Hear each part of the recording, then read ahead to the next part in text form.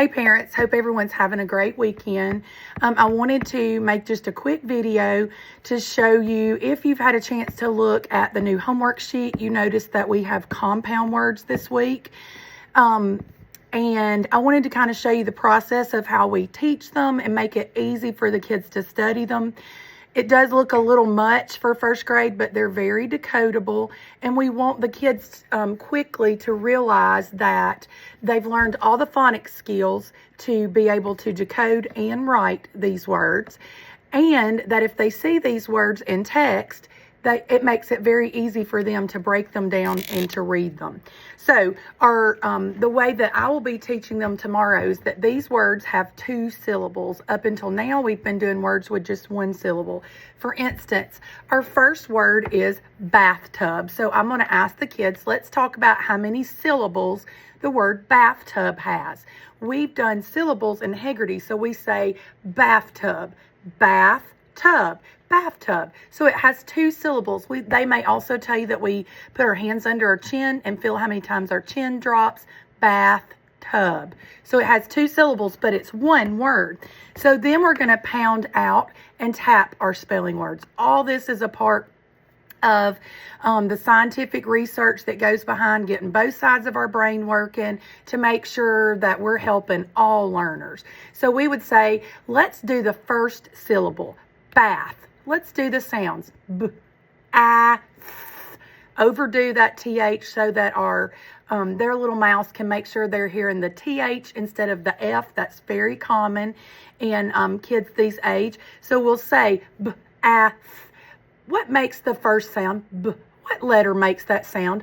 B. Okay, let's write B. What's the second sound we hear? A. What letter makes that sound? A.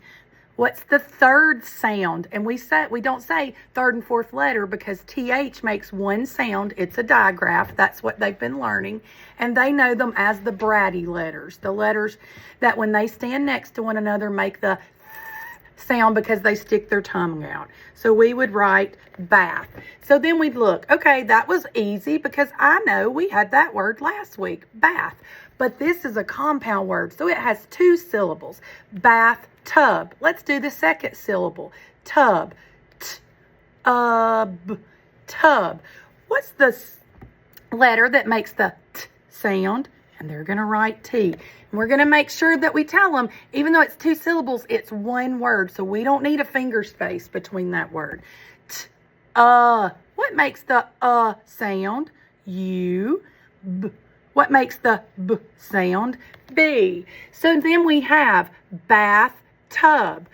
Very, very easy. The last 3 words that are on here are red words, and we call those red words or heart words because they're not really words that we can sound out. So we just have to know them by heart. Some, S-O-M-E, but we will do things like S-O-M-E, some, anything to get them active and making sure that it makes a better way for them to learn them and to remember them. Any way you can think of, any kind of little dances and things like that for those words especially. Now in some, we know that S is the correct sound.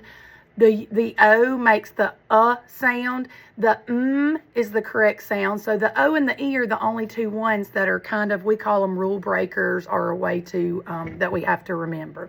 Hope this helps. Please let me know if you need anything. Let me know if you'd like to set up a conference or you have any questions. Have a great day. See you tomorrow, kids.